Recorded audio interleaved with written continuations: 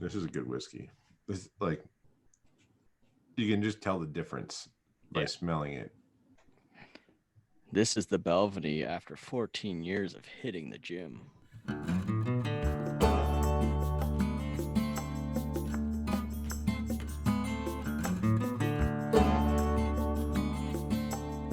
Hey everybody, welcome to another proof. I'm Ian. I got my buddies Darryl and Dave here, and we're going to be sipping on some Balvenie.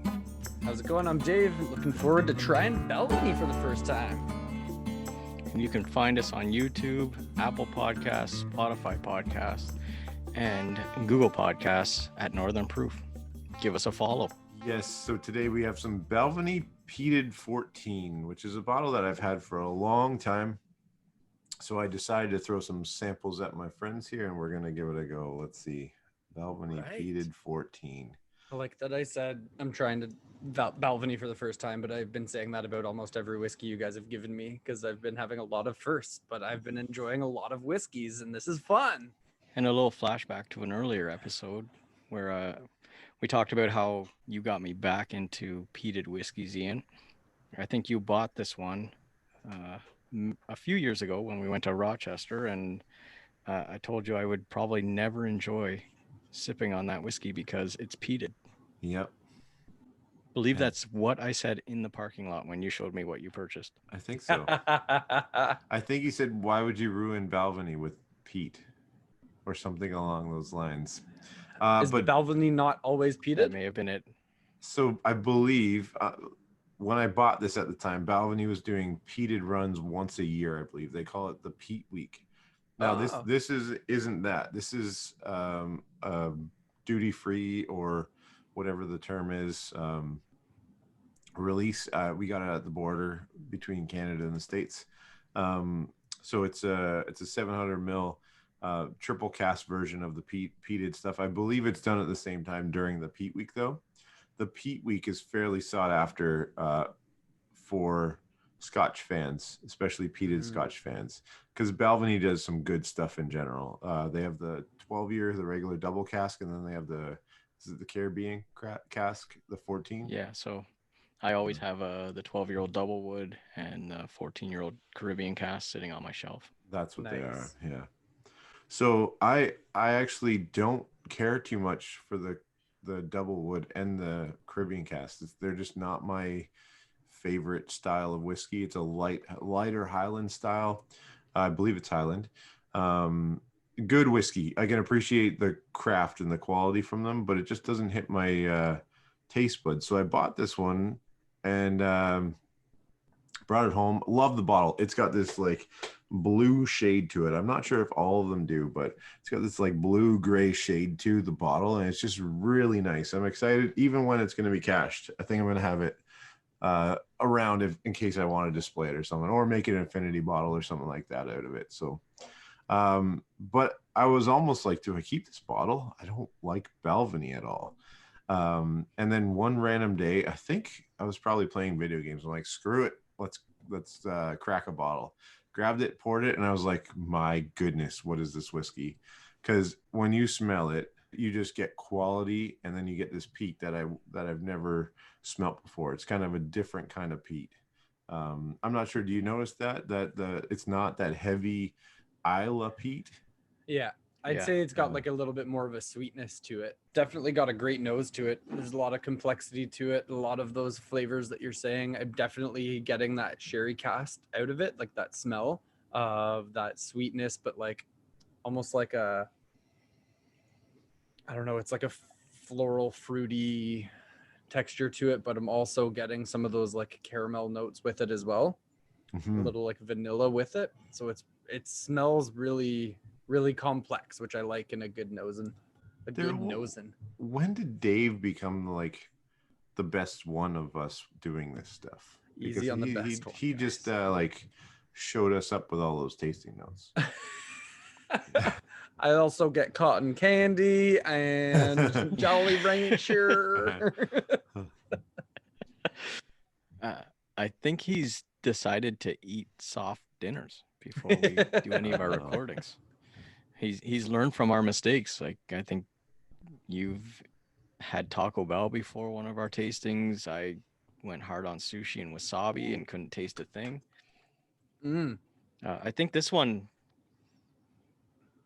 for me, it doesn't have that, the heavy peat that you get from an Isla. And not picking up a lot of salty notes in it. Mm-hmm. Dave got excited there. So Dave, Did. Dave explain did that that excitement. moment that hit his palate. It's got a Explain that great excitement. palate. Yeah. And that's what I like. I had to take a sip of it because, like, on the nose, it was like, okay, stop sniffing me and put me in your mouth. That sounded weird, but it's just one of those noses that you need to taste. Like, I couldn't sit here and smell it much longer. And on the palate, like, it does back up what it's providing on that initial nosing. It's super deep, super complex. I'm getting like a decent cinnamon and spice on the palate that kind of is just filling it nicely. Filling it nicely. Yeah, Mhm. Jump clap. it's like an earthy moss type peat. Yeah. Can I just read this compared for to a what you second? get in the Isla?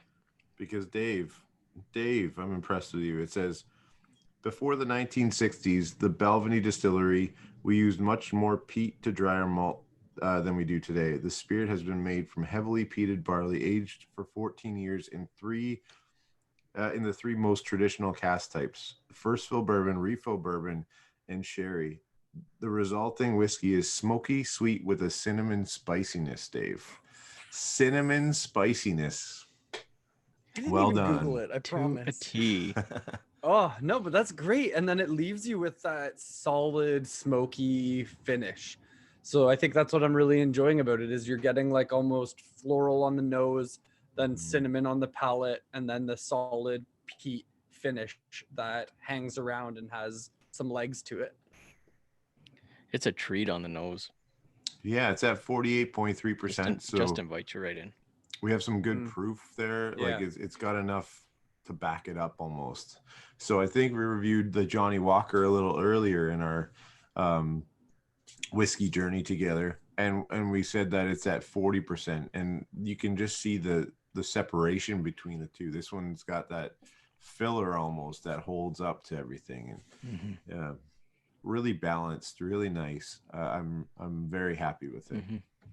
I was gonna say, you said you got this at the border. Is this a single type of barrel? Is this something that they will reproduce? Can somebody buy this bottle, or is it? The LCBO has one now that's very similar. It's a triple cask 14-year peated. I don't think it's identical, but I think it's very similar. And the price point I think is $250 Canadian. Wow. So it's up there. I think I paid about $130 American at the border. Yep. Which is getting up there Canadian with the dollar the way it is. But yeah, it's a solid whiskey. You know, at 250 Canadian, you're getting the Octomore range. If you really like peat, that's a heavy hitter. You're getting some really high-end whiskeys, but this holds up to me. If you're just pouring a half ounce or an ounce at a time and really savoring that for a special occasion, this is a great whiskey to do that, in my opinion. No, I was gonna say that I have to go back on what I was saying about not getting a saltiness out of it. The longer it sat in my glass, I get a bit of salt. It seems to be growing in the glass, and definitely I get a salty flavor on the palate. Not quite a salty caramel, but there's definitely some salt on the finish. I like how they took that bottle and they smoked the glass to show that it's not the standard unpeated or really less cool peated bottle whiskeys. too. If you look at that bottle, it's got this darkened glass in there, and it's almost cashed. So Smoky haze.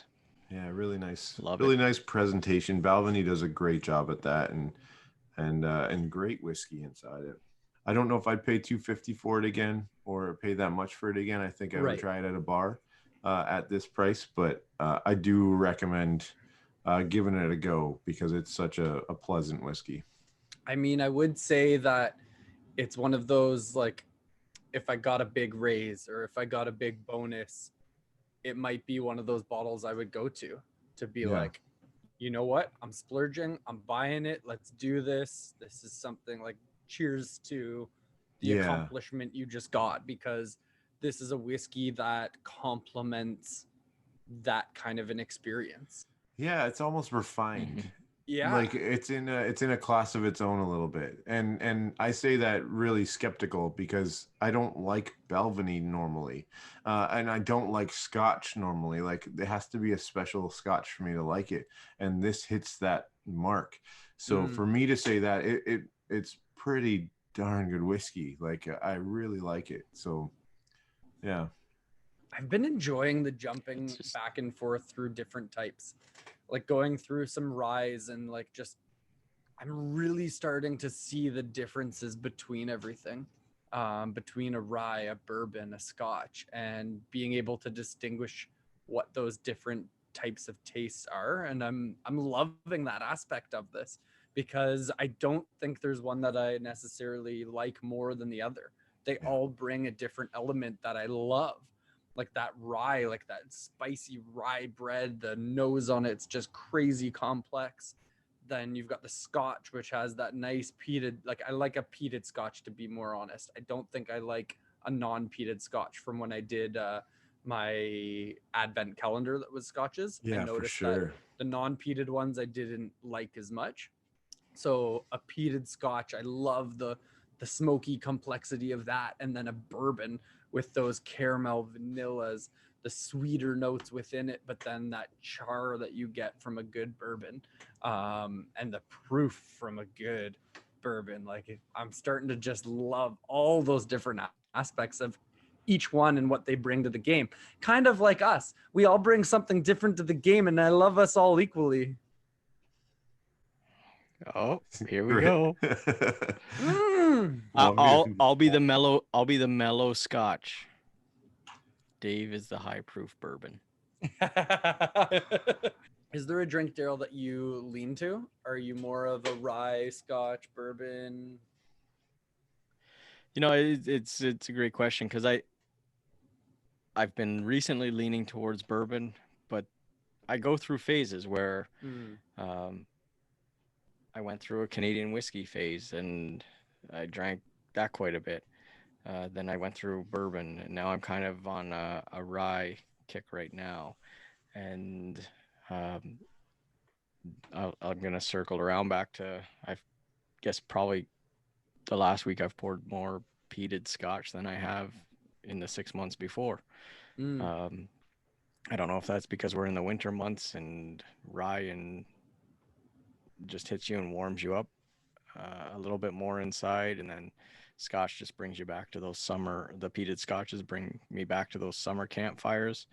I don't know. But yeah, I don't have a particular leaning where I'm like, yeah, I love bourbon. I just circle around. I'm that guy going around the block. Nice. I enjoy Japanese whiskeys when I can get them. Really excited to try some whiskeys out of India. Heard great things about them, so that might be my next purchase. Yeah. I'm just going to call it out, boys. I think this YouTube thing of ours is going to blow up. We're going to end up traveling the world, trying whiskeys. I mean, it might be in our late 50s that we're doing it in, but either way, it's going to happen. All right. Well, I'm excited about that, Dave, because my late 50s are much closer to me than yours are. That's true.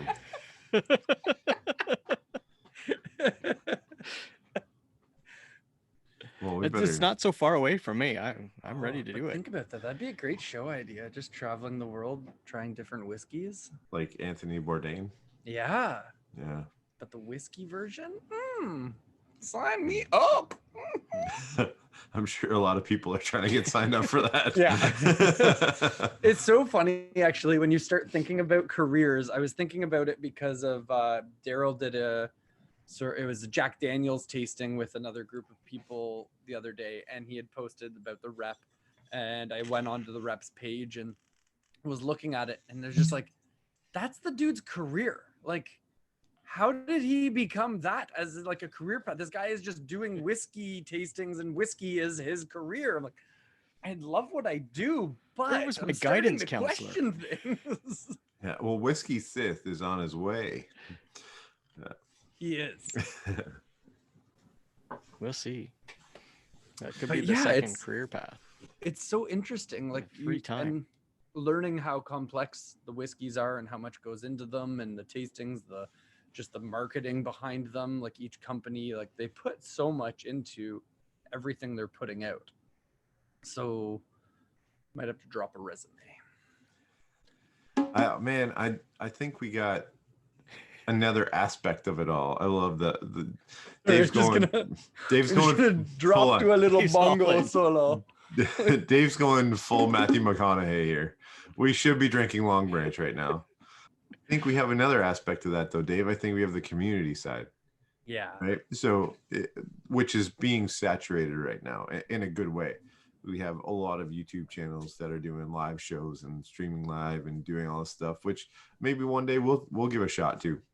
I think the community aspect's fun. We've seen that locally. We have a couple text threads and an email thread. I don't know who Darryl uses email still. Like we have a couple text thread and then an email thread. Well, John. Well, you know, I am much closer to my late 50s for this touring of the world. That's what it is. Still stuck in email. So we've seen this community grow locally. And I've been a part of other whiskey communities virtually through Facebook or YouTube or whatever the case might be. And it's been a really cool aspect of life for me. Yeah. I mean, even today, like my day was a little mundane. Like I said, I'm a contractor, so I was at work painting pretty much all day today by myself, alone with my thoughts. But like you were saying, our little text thread there, one of our buddies was messaging asking where he can find another Woodford Reserve double oaked, and it just started a conversation. People were saying what they're pouring, and like one of our buddies was joking around saying that he started his day nice and early with one, and like it's just like it excited me, and it excited me also knowing that we were coming to record tonight and try some new whiskeys. So I love that aspect of it. It interrupted my day in the best way possible. That's awesome. Yeah. And I think we're gonna start adding a guy here or gal, depending on what's going on, to jump on with us once in a while and do a whiskey tasting or something along those lines. So if you do comment, let us know what you think about that. We have a few friends that are right into whiskey that are at varying whiskey journeys, and I'd love to see what they can add to the table and have some fun with it. So again, I think this should be community based as much as we love the whiskey and everything. I think hanging out with friends, just sharing that pour is so special. So whether it be virtual or in person, mainly virtual these days, let's give it a shot. So yes. Any other notes on this Balvenie 14 peated that you get? I think Dave's in love. I think I checked them all, guys. Yeah. All the notes? Yeah, you did. You did. Yeah. You did. Okay. All right. All right. That head's getting a lot bigger. So back to we're going to have special guests on. Dave's going to be replaced on certain episodes. Nobody can replace Dave. No. Dave's the spirit of the team. Oh, I'm glad I poured out the full sample. When I was pouring them out, I was debating just kind of pouring a half so that I could save it, but I'm really glad I just poured the full sample because I don't want it to be done. I'm a big fan. Well, Ian, thank you so much for sharing this special bottle with us. And this Balvenie is absolutely incredible. Thank you for sharing that. Guys, this has been so much fun walking through this Balvenie. I hope you listening or watching with us have enjoyed it as much as we have. And if you get a chance to get your hands on some Balvenie Peated, I highly recommend it. Absolutely. This was a very special bottle that goes back many years, Ian, to some fun times. And remember, everybody, share good whiskey. Let the proof do the talking. You can find us on Spotify, YouTube, Apple Podcasts, Google Podcasts at Northern Proof.